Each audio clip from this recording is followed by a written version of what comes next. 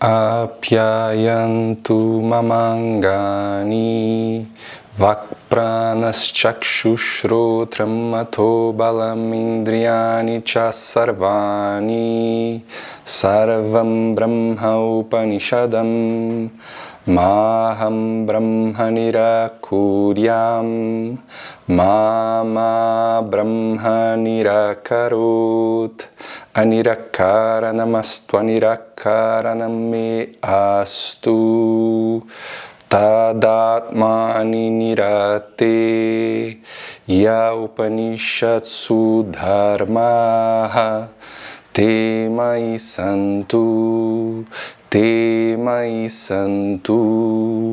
Om Shanti Shanti Shanti. O objetivo de Vedanta, o objetivo das Upanishads, é estabelecer essa equação, essa identidade entre o indivíduo e o todo. E nós vemos essa equação aparecer dentro das Upanishads através das Mahavakyas, que são essas frases, essas afirmações que estabelecem essa identidade entre o indivíduo e o todo. Uma das mais famosas Mahavakyas que a gente conhece é Tat Tvam Asi. Tat, aquilo, Tvam, tu, Asi, és. Tu és tudo aquilo que existe à sua volta. Ou tudo aquilo que existe à sua volta és tu. No sentido de que a pessoa entenda que ela não é apenas limitada a este indivíduo, a este corpo, a esta mente que por muitas vezes parece tão insuficiente e insignificante. Então, as Upanishads mostram, trazem essas Mahavakyas em cada uma delas. Aqui na Kena Upanishad nós já vimos Tadeva Brahma Tvam Vidhi, que tu saibas que, de fato, Brahman é isto, é o livre de limitação, é aquilo que não pode ser colocado em palavras, é aquilo que não pode ser representado por uma forma, porque Brahman está presente em todas as palavras, Brahman está presente em todas as formas. Porém, contudo, todavia, relembrando lá o primeiro capítulo da Upanishad, ela também fala que as pessoas fazem upasana, as pessoas fazem determinados tipos de meditação para que a mente comece a compreender essa ideia que, ao mesmo tempo, parece simples apresentada pelas Mahavakyas, mas, ao mesmo tempo, é complexa no sentido de que é extremamente abstrato você dizer que você, esse indivíduo tão pequeno e limitado diante desse mundo tão grande, na verdade, não é diferente desse mundo. Mas essas upasanas servem exatamente para treinar a nossa mente. E dentro da Taittiriya Upanishad, por exemplo, aparecem ali algumas upasanas que têm esse objetivo, de mostrar que existe algo que é comum a todos os níveis de realidade, esses níveis de realidade que a gente viu no vídeo passado, na aula passada. Adhyatma, que é o indivíduo, Adibhuta, que são os elementos da natureza, e Adidaiva, que são os elementais da natureza. Então, é dito pelo Veda, é dito nas Upanishads, que, por exemplo, os olhos são presididos ali por Surya, no sentido de que os olhos precisam de luz para enxergar. Sem luz, os olhos não funcionam direito, eles não enxergam longe. Então, é dito que os olhos no indivíduo não está separado ou não, o olho não é diferente daquilo que é o próprio Sol, que tudo ilumina. Então, O sol lança luz sobre os olhos e essa luz, então, também é um elemento da natureza, né? Existe lá o sol, digamos, o elemental da natureza, existe a luz que está sendo emitida pelo sol, que é o elemento da natureza, e existe o olho, que precisa dessa luz para tudo enxergar. Então, a gente pode entender que para todo esse processo de ver acontecer, a luz é necessária e a luz está presente em Adhyatma, em Adibhuta e Adideva. Então, essas upassanas nos ajudam bastante a compreender este fato de que existe algo que tudo permeia, que é presente em tudo e que no fim das contas as coisas não estão separadas, assim como o exemplo da lâmpada e da eletricidade que eu já dei aqui. A lâmpada não ilumina um ambiente por si só. Ela precisa de algo que a sustente, que a faça brilhar. E o que faz a lâmpada brilhar é a eletricidade, porque a lâmpada por si só, ela não brilha sozinha. Então, comum a todas as lâmpadas que existem, existe a eletricidade. E a eletricidade ela não pode ser vista, né? Você não está vendo a eletricidade na sua casa, ela não tem uma forma definida, essa eletricidade, mas você entende que essa eletricidade existe, já que as lâmpadas estão acesas. Então é isso que a Kena Upanishad vai mostrar aqui e agora nos próximos mantras. Ayam Atma Brahman, ou seja, eu sou o Atma, eu sou esse indivíduo que é Brahman, que é o livre de limitação. Essa é uma Mahavakya que aparece na Mundaka Upanishad. Nós temos Aham Brahmasmi, que aparece na Brihadaranyaka Upanishad. E Aham Brahmasmi significa eu, Aham Brahmasmi, Asmi, sou Brahman, eu sou este Brahman, eu sou este livre de limitação. Então a gente pode ver até aqui nessas duas Mahavakyas que aqui já existe uma afirmação do indivíduo. Eu sou Brahman, porque ele já passou dessa fase do Tat Twamasi. Tat Twamasi é o Dalaka, se não me engano, falando para o seu filho, Shwetaketu, na Chandogya Upanishad, tu és tudo aquilo que existe. Ele está dizendo para o filho, tu és tudo aquilo que existe. Mas isso não significa que o filho já entendeu que ele seja tudo aquilo que existe. Mas aqui já estamos numa segunda fase que é Aham Brahmasmi, eu afirmo que eu sou Brahman. Ayam Atma Brahman, eu afirmo que este Atma, este indivíduo que eu sou, que parece ser tão insuficiente, tão pequenininho, é de fato Brahman, o livre de limitação. Então, a Upanishad, agora no seu terceiro capítulo, aqui na Kena, fala sobre isso, né?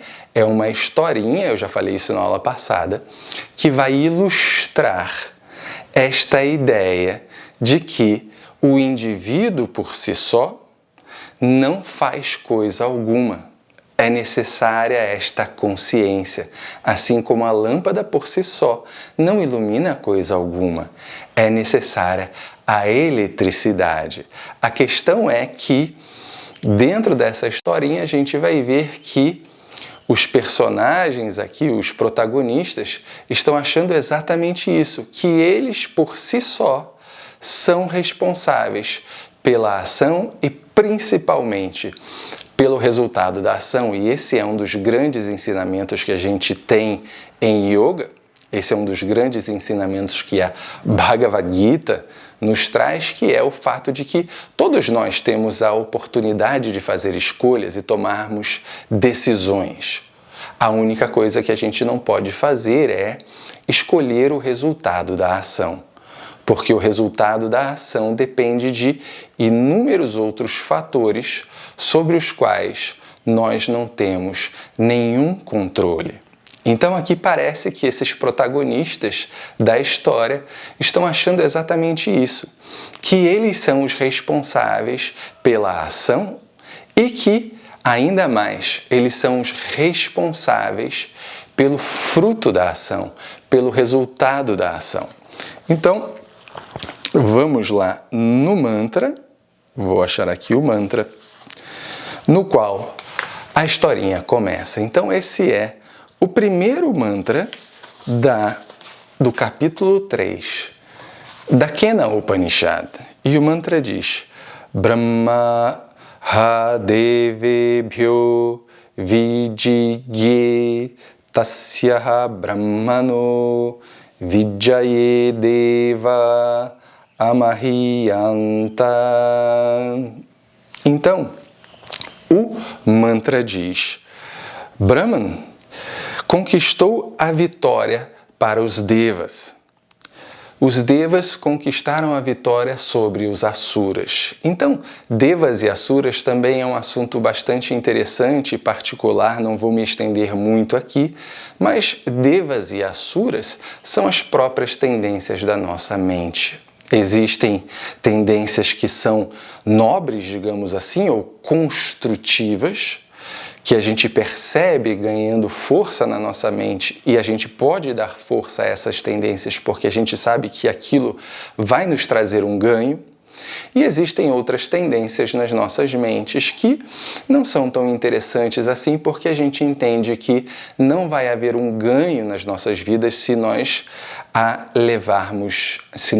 levarmos adiante. Então, essa batalha entre Deva e Asura é uma batalha simbólica nas nossas mentes. Não é uma batalha que acontece de fato. Não é uma batalha como muitas vezes é traduzido entre deuses e demônios. Isso tem uma conotação religiosa que não cabe aqui. Mas são essas tendências da mente, tendências construtivas e tendências que não serão tão construtivas assim. Então, Brahman conquistou a vitória para os devas, em cima dos asuras, ou seja, então, essas tendências construtivas da mente, interessantes para o mundo, foram as vitoriosas. Nesta vitória de Brahman, os devas foram glorificados, foram exaltados. Então, aqui reside o problema.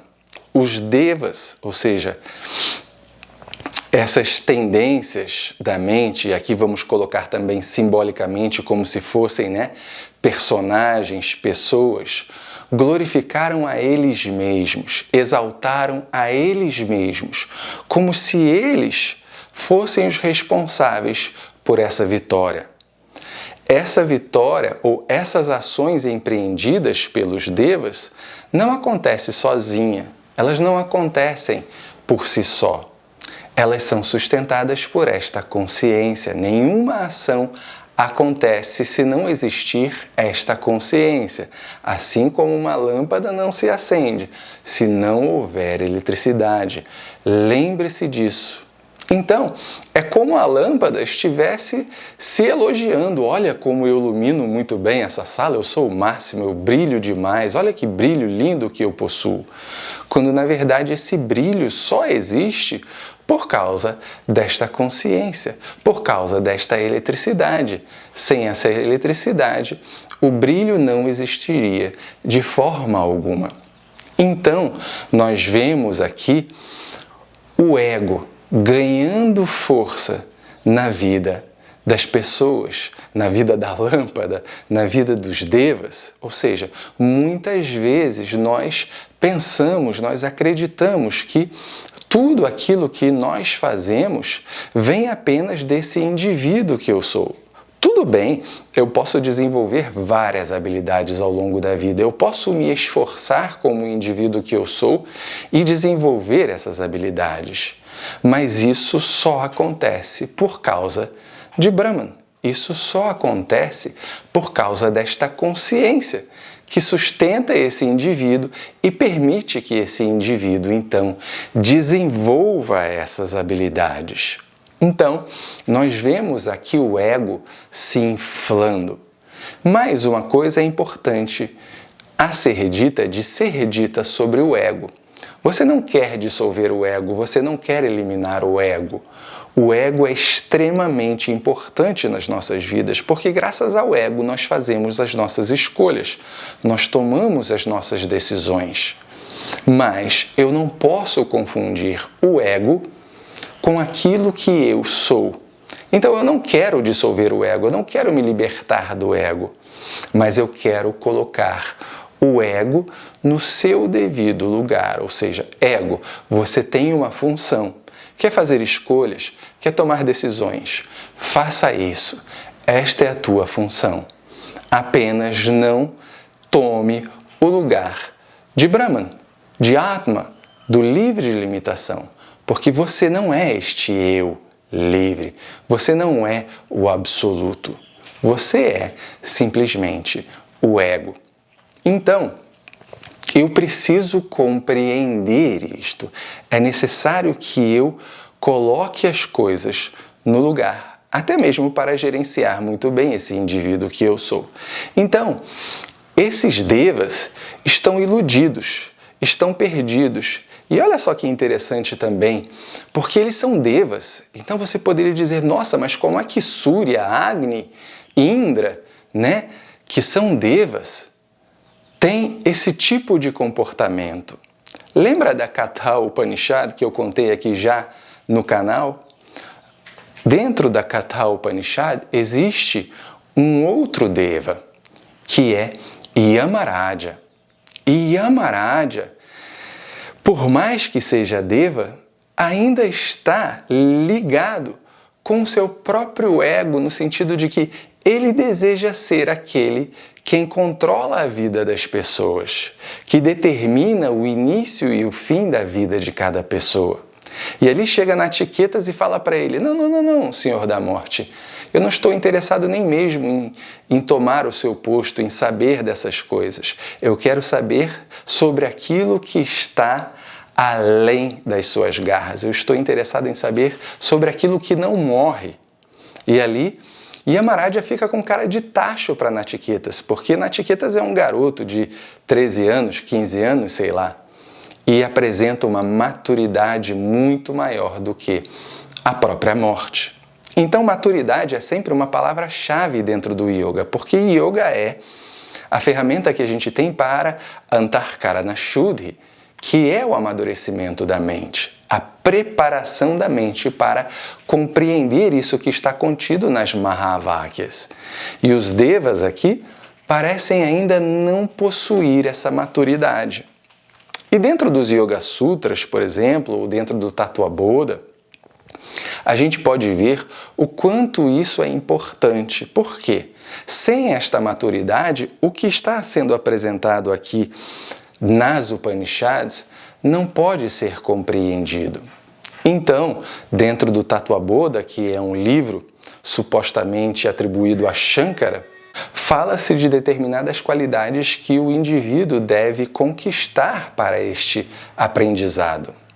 Fala-se sobre desapego, discernimento, disciplina e o desejo por essa liberdade. E não à toa, Patanjali vai começar os Yoga Sutras falando sobre isso. Atha Yoga Anushasanam. Atha indica que, então, possuindo essas qualidades, o yoga será ensinado. O Brahma Sutra também fala sobre isso, começa dessa forma, Atato Brahma Jignasa. Então, possuindo essas qualidades, Brahma Jignasa, esse conhecimento sobre Brahman, pode ser explanado, pode ser dado. Então, é necessário que eu tenha essa maturidade e que eu entenda o papel do ego, por exemplo, eu entenda o papel da mente, eu entenda o papel do intelecto, que tudo esteja arrumado nesse panorama da minha mente como um todo, para que isso aqui faça sentido. Então, vem o mantra 2 do capítulo 3. Ta akshanta asmakam evayam vijayo asmakam evayam mahimeti tadhaisam Vijagnyau tebhyoha pradurbhabhuva tanna vyajanata kim idam yaksham. Então, eles pensaram, esses devas pensaram, essa vitória é apenas nossa, essa glória é apenas nossa. Então, Brahman percebeu, então aqui Brahman também ganha uma personalidade, né? Porque é uma historinha para ilustrar a coisa toda. Então Brahman percebeu a vaidade dos devas. E para o bem desses devas, Brahman se manifestou na frente deles na forma de um yaksha. E eles não entenderam, eles não reconheceram aquela forma, eles não conheciam aquela forma que era o yaksha. E isso também foi um balde de água fria no ego desses devas, porque eles achavam que conheciam tudo. E de repente aparece uma forma luminosa e efulgente na frente deles e eles não conseguem reconhecer aquele yaksha e não conseguem reconhecer Brahman na forma deste yaksha. E aí é que vem essa questão do ego, como eu tinha falado. Como é que você pode achar que sabe tudo, que conhece tudo? É nesse momento, relembrando também aqui na Upanishad, que a gente coloca em questão aquele mantra. Se você diz que conhece Brahman, é porque você não conhece Brahman. E se você diz que não conhece Brahman, é que na verdade você conhece. Porque Brahman, na verdade, não é uma forma, não é um nome, não é um conceito. É tudo aquilo que existe. Então, essa historinha e essa forma luminosa e efulgente vai ser desmistificada nos próximos mantras, nos próximos vídeos. Namastê!